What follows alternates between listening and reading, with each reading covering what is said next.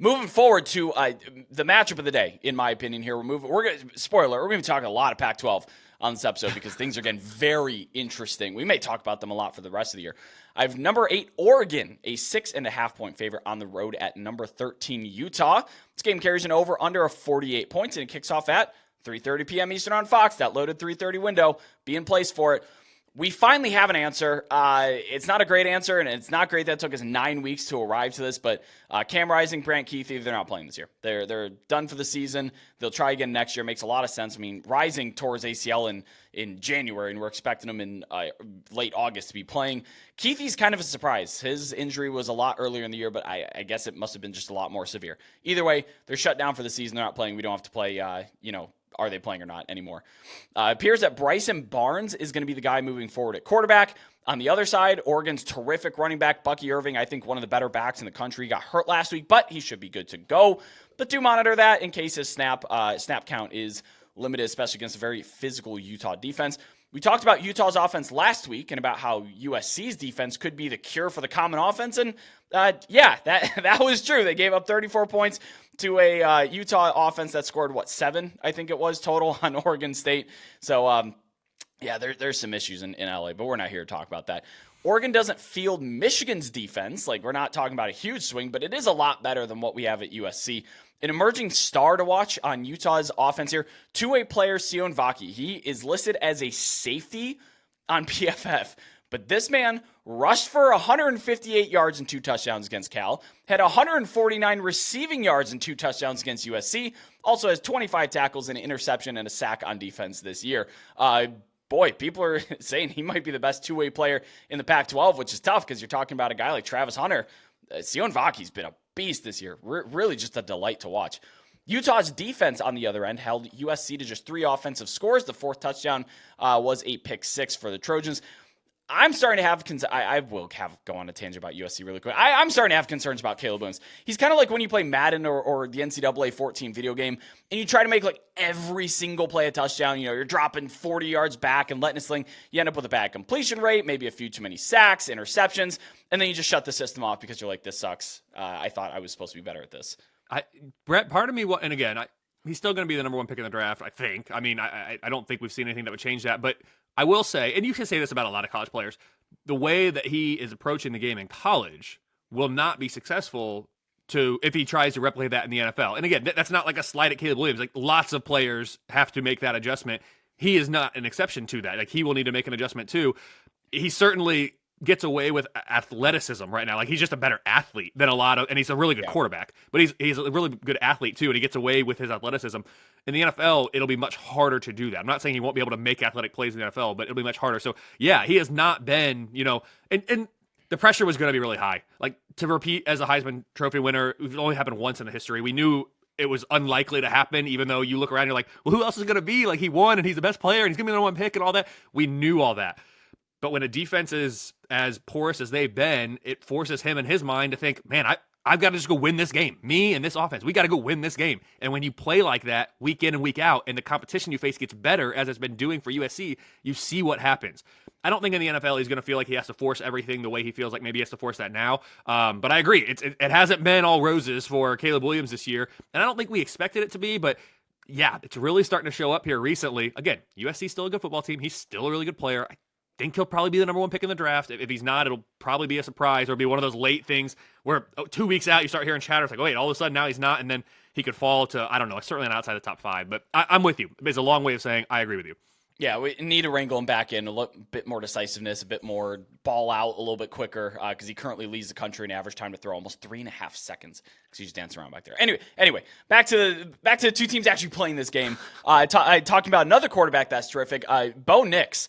He's not going to play himself into that box. That's for sure. His 85.4% adjusted completion rate is the best in the country. He's one of just 4 quarterbacks with 200 dropbacks and 2 or fewer turnover-worthy throws. Kelly, I'm going to put you on the spot. Can you name the other 3? I assure you I cannot name the other 3. I will try to guess. So is Penix one? I would say no. He's not one. Okay, so now I really don't know. I would say JJ McCarthy, but I don't think he's had 200 dropbacks because he hasn't played enough. So, dude, No, I literally cannot name that. I mean, Jordan Travis, but I don't think he's probably had more than two. So yeah, I have no idea. Drew Aller, obviously, he's throwing 5-yard hitches the whole time, so not many turnover-worthy throws. North Texas is Chandler Rogers. Landed him in the transfer portal from ULM. He's been awesome. And, drum roll, Graham Mertz. Yeah, dude, I would not have gotten any of those three. No, Graham no Mertz. way. No way. Goodness, yeah. When I saw Graham Mertz, I was like, you got to be kidding me. He's actually quietly having a pretty good year down there in Florida. Oregon, though, I was high on Florida. I won it on the record. Yeah, you were. I had Florida number 24, 25 preseason. Yep. Everyone said crazy, no way. We'll see. They got a big test this weekend. We'll see. Yeah, Oregon, the number one most efficient run game in the country for now a second year in a row, and that's under 2 different offensive coordinators. This wasn't just Kenny Dillingham doing it. Like Will Stein goes up there from UTSA and is doing the same thing. But Utah, they're not allowing a whole lot on the ground. Where they do tend to give up yardage is explosive passes through the air. They're actually outside the top half nationally in 20 and 30-yard passes allowed. So you can throw the ball downfield on them. I think the Ducks are going to need to look to their star receiver, Troy Franklin, a bit more here.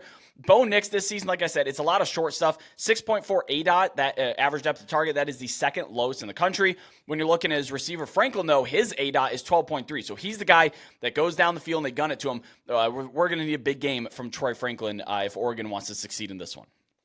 Yeah, Brett, somehow I got off track there talking about Caleb Williams in USC or Graham Mertz in Florida. Like, no, but my bad. This is the number one game of the week. Watchability score of 9.3.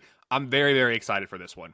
My most deserving rankings disagree with the AP poll on which team should be ranked higher here. I have Utah number 10 in the resume rankings and Oregon number 16. So again, based on what they've accomplished on the field this year relative to expectations of the average top 25 team.